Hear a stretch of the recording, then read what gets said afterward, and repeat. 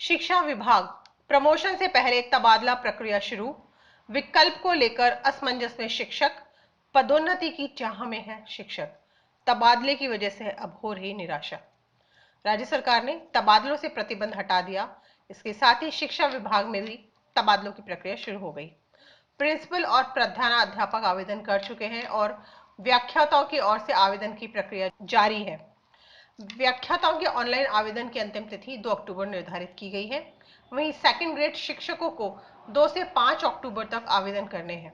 ऐसे में पदोन्नति की चाह में बैठे शिक्षकों में तबादले की वजह से निराशा है। अटकी 8000 शिक्षकों की पदोन्नति। गौरतलब है कि आरपीएससी 8000 शिक्षकों की डीपीसी करने की तैयारी में है। आरपीएससी ने द्वितीय श्रेणी के करीब 5000 से अधिक शिक्षकों को व्याख्याता के पद पर और करीब 2100 व्याख्याताओं को प्रिंसिपल के पद पर प्रमोशन देने की तैयारी कर ली है। इसके साथ ही एचएम की पदोन्नति भी प्रस्तावित है। आरपीएससी में पदोन्नति के लिए अनुमोदन कमेटी की बैठक होनी है। इसके बाद शिक्षकों को पदोन्नति के साथ पोस्टिंग दी जाएगी।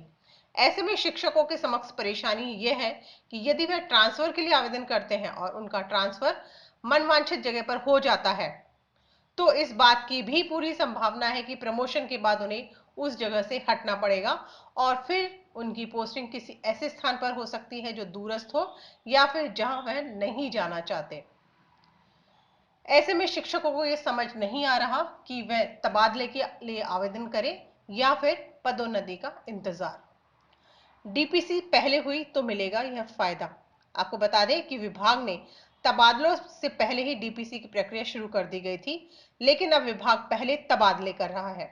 तबादलों से पहले यदि पदोन्नति की जाती है तो हजारों की संख्या में शिक्षकों को पदस्थापन मिल जाएगा। ऐसे में उन्हें तबादलों के लिए प्रयास करने की जरूरत नहीं होगी। राजस्थान शिक्षक संघ राधाकृष्णन ने पहले पदोन्नति किए जाने की मांग की है। संघ के जिलाध्यक्ष कैलाश सेन का कहना है कि विभाग को पहले पदोन्नति करनी चाहिए, जिससे शिक्षकों को तबादले के लिए फिर से परेशान नहीं होना पड़ेगा।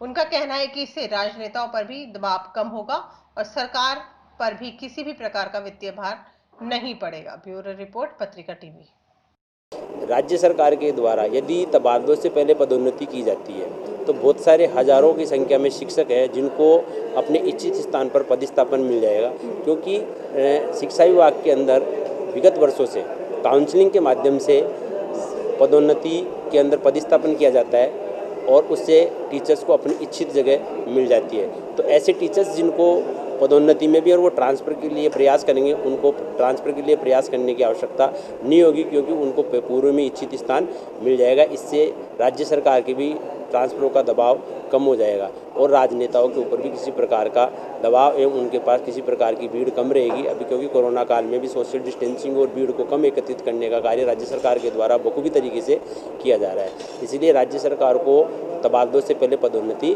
करनी चाहिए। दूसरी ओर यदि सरकार की मंशा ये रहती है कि पदोन्नति में किसी प्रकार का वित्तीय भार बढ़ता है तो इस काउंसलिंग की प्रक्रिया में व्यक्ति स्वयं की इच्छा से इच्छित स्थान लेता है, इसलिए सरकार को किसी प्रकार की टीडीए देने की आवश्यकता भी नहीं पड़ती है और कर्मचारियों को पूर्व में एसीपी एवं अन्य माध्यम एसीपी के माध्यम से आगे की ग्रेड पे का लाभ पूर्व में मिल चुका है। इसलिए सरकार को किसी प्रकार का वित्तीय भार भी सरकार के ऊपर नहीं आएगा। इसलिए सरकार को तबादलों से पूर्व पदोन्नति की प्रक्रिया को पूर्ण करना चाहिए।